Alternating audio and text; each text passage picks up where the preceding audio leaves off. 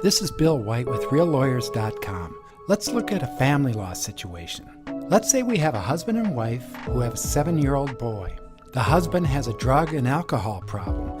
He's had several DUIs, and in front of the child, he often uses drugs and passes out. But the last straw for the mother occurs when the husband leaves the car running in the garage all night. So the wife, fearing for her son's safety, decides to pack up belongings and move with the child across the country to live with her mother.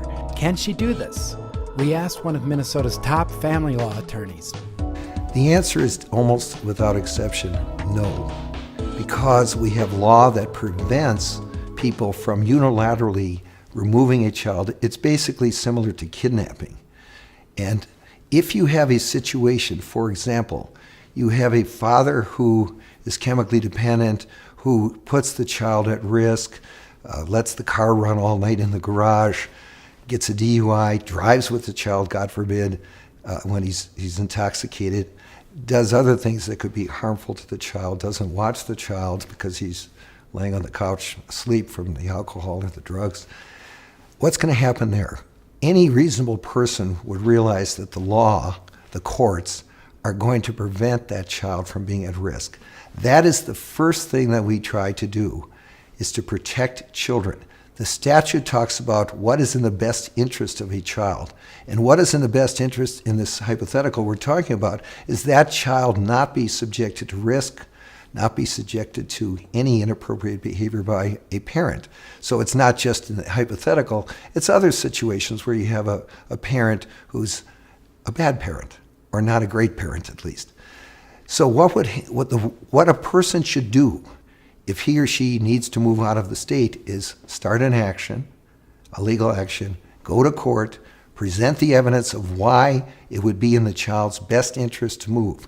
And in the hypothetical, I think a court would say, well, clearly the child's at risk. At the very least, the court would say, dad is out. Dad would have restricted access, if any, to the child until dad gets well and stops relapsing.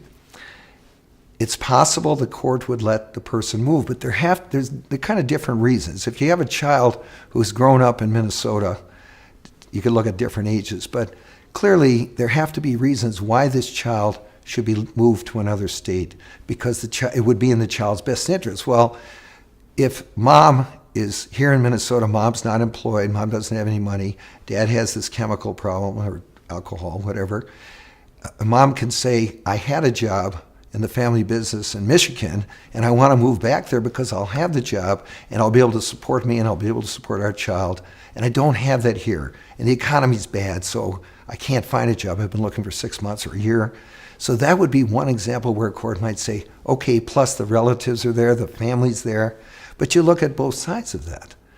If a child's here and his or her roots are here and friends and school and everything else, it's not easy to move a child out of this state or any other state unless you have some very strong evidence.